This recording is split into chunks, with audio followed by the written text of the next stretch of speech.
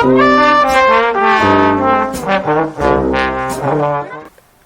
everyone and welcome to another exciting episode of the biology class, and today we are going to dig in the details of the GPCR signaling. So let's start this. So what is a GPCR? I have already told you what is cell signaling, what are the types of receptors, and now we are here with our first type of signaling, which is mediated by the G protein, and the receptors involved in this signaling are known as the GPCR or the G protein coupled receptors. So when we were talking about the receptors, what I have told you that receptors can be of two types. Either they can be present on membrane, right, or they can be present inside the cytosol, which can be your intracellular receptors. And here also I have told you that they can be either nuclear or they can be cytosolic. So this receptor, as you can see, it's residing on a plasma membrane. So this is our membrane bound receptor, right? GPCR is a membrane bound receptor which is present on the plasma membrane of all the cells, and this is a serpentine receptor, which means that it spans the membrane, plasma membrane, 7 times. This is your first span. Span means कि ये cross कितनी बार कर रहा है plasma membrane को, right? This is the second span, then third, then this is your fourth, fifth, sixth, and this is your seventh span, right? Third, fourth, fifth, sixth, and seventh span. So that is why it is known as a serpentine receptor, or a receptor which crosses your plasma membrane 7 times. So what is the chemical nature of this GPCR? GPCRs are protein in nature, right? These are proteins. And what type of proteins? Majority of the GPCR portion is hydrophobic and some portion is hydrophilic. So this portion, which is available in the fluid part of the cell, this is the outside of the cell, this is the inside or the cytosol, right? So the portion of the GPCR present outside the cell and inside the cell is hydrophilic, while the portion which is spanning the membrane is hydrophobic. This is just a basic. So if it's a protein, then it must have an N terminus and a C terminus, right? So this is a protein having N terminus and C terminus. N terminus is residing outside the cell, C terminus is present inside the cell, right? So now you can see the yellow portions are transmembrane alpha helices. Okay, the major portion of this protein is of which secondary structure of protein? It is alpha helix. Then it is having a special structure over here.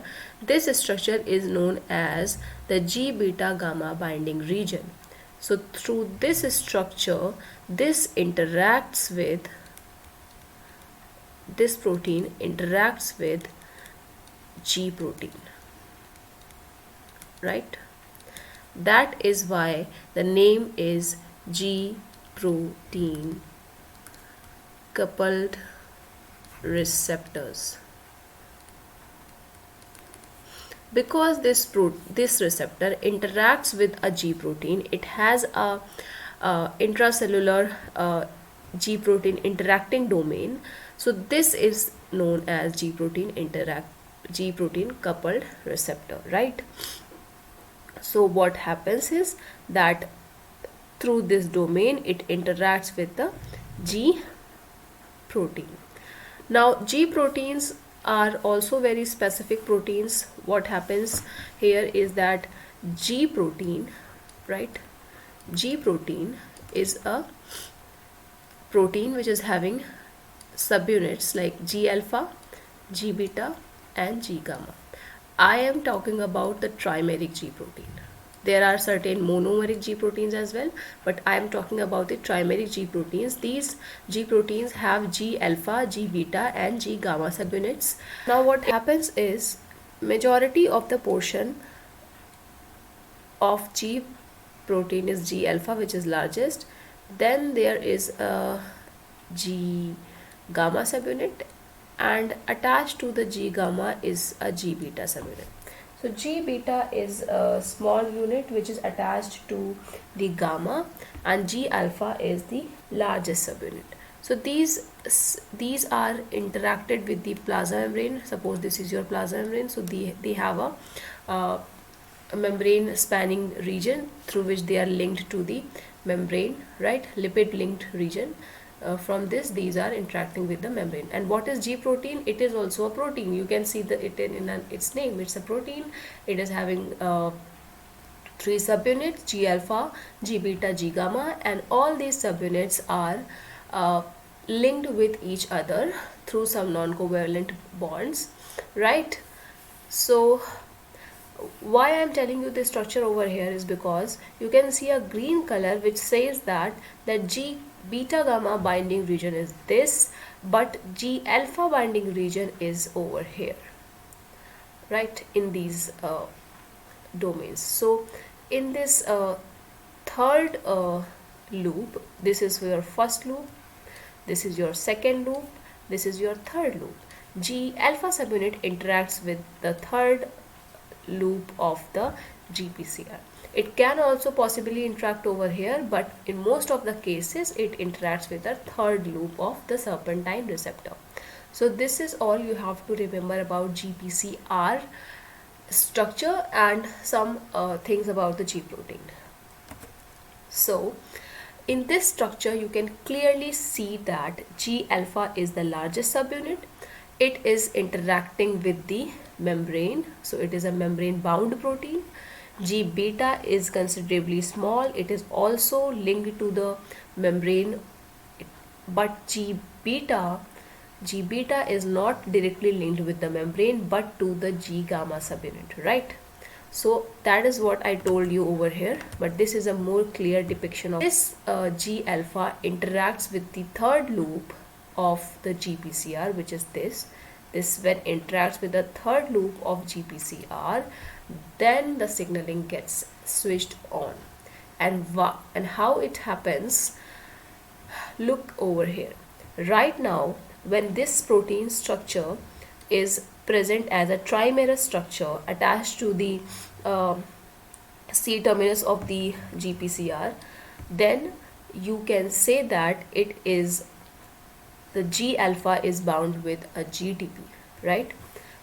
When the G alpha is having a GDP, then the signaling will be switched off. There will be no signaling. But when this G alpha is bounded with the GTP, as in the second case over here, you can say that the signaling will switched on. Is a basic difference, right? And how this signaling is switched on? The signaling is switched on when the ligand comes and binds, right? When the ligand comes and binds over the GPCR, the signaling is turned on. The G alpha subunit is gets activated, the GDP is exchanged with the GTP. What happens that in the normal conditions, when there is no ligand, G alpha is always having GDP along with it, but when there is a ligand, the receptors gets activated, its conformation is changed. G alpha senses that conformation. GPCR upon activation gives a signal to G alpha that now it's time to perform signaling, because I have some information coming from the ligand, then you have to get activated to deliver this signaling downstreams. So for that reason, G alpha is exchanged from GDP to GTP, right? And then signaling is turned on. So this is the overall process, what happens in the activation of a G protein. And this is also done by some type of proteins. It doesn't happen like that only. When your G alpha, it is having GDP, right? It has to get converted into G alpha GTP for the signaling to turn on.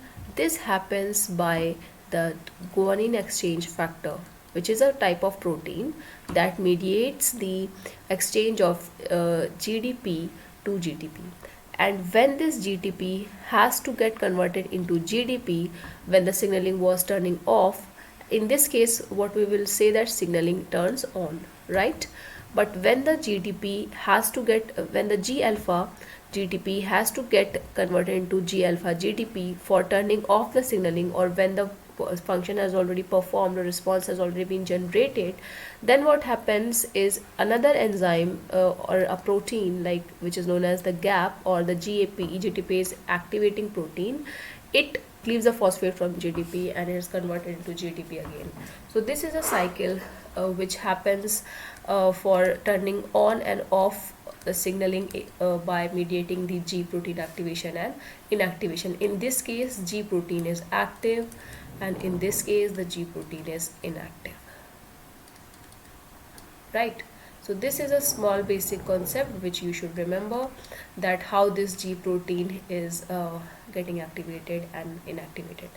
For different types of signaling, the GEF and GAP molecules will be different. This is the generalized name for different types of signaling. You will see a kind of name over here, so don't get confused. Whatsoever name would be written, the functioning will be same, that GDP is converted into GTP by Jeff for turning on the signaling, and then after the response have been generated, the role has been played, then G alpha GTP is switched off by the help of this GAP enzyme, which removes one phosphate and converts the GTP into GDP, right? So now let's move to what all happens, right? Remember now is you have to remember the ligands of GPCR. You have to remember the ligands of GPCR. You have to remember the name of GPCR. Different GPCR bind with different type of ligands, right? So, and different GPCRs have different names, like beta adrenergic receptor is a receptor which will bind your epinephrine, right?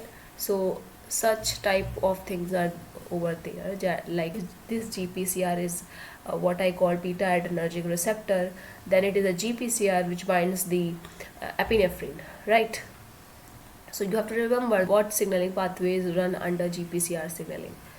So for that reason, this image is very helpful, as you can see that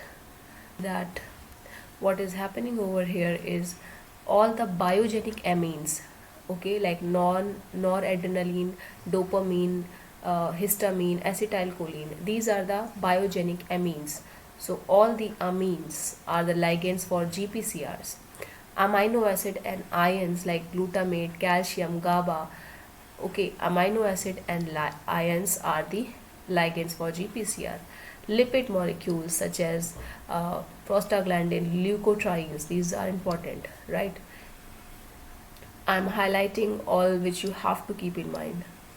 So lipids, then major proteins like chemokines, angiotensin, thrombin, bombesin, endothelial, bradykinin. These proteins and peptides also perform signaling via GPCR. Others like light, odorants and nucleotides, these are also the ligands of GPCR. And example for this is the rhodopsin signaling, right? There are receptor, many hormones such as there are like ADH, which is your vasopressin, right? And other protein hormones, they perform signaling by GPCR. So one thing you can clearly understand, that it is a membrane bound structure. So for a membrane bound structure, majority of the majority of the ligand should be protein, peptide or amino acids or ions in nature, which need something to get passed through the hydrophobic barrier. And these lipids which I am talking about, like this prostaglandin, leukotriene and bradykinin, these are special classes of lipid which perform this type of signaling. Not other lipids can perform this signaling, but these three are involved in the arachidonic acid synthesis pathway. So these are the special lipids. Okay, so just keep these two things in mind, prostaglandin leukotrienes. Okay, these are special type of lipids which after the ligand has bound on the GPCR, it gets activated, right? The conformation is changed, the conformation is changed and it gets activated, right? First the ligand binds.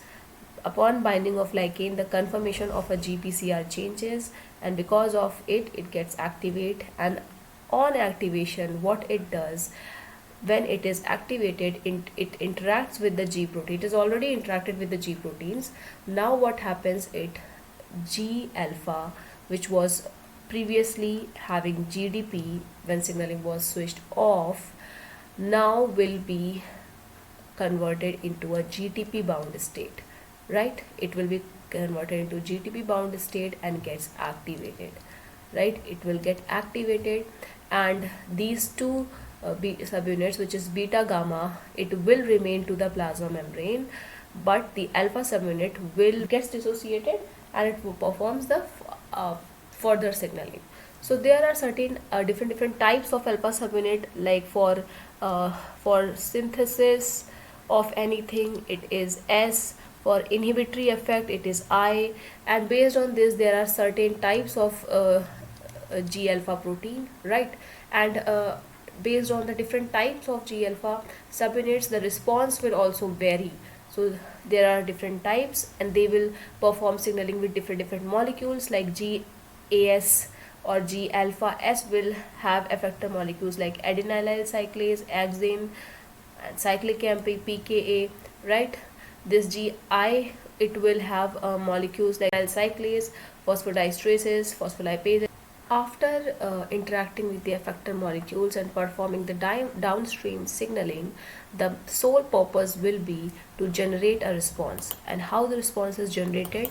It is generated when the signaling has the transduction of the signal to the nucleus, and then in the nucleus the transcription factors get activated and they bind to the promoter regions and they express the genes which they want to express, right? So there are certain type of responses like proliferation, cell survivor, differentiation, different types are there.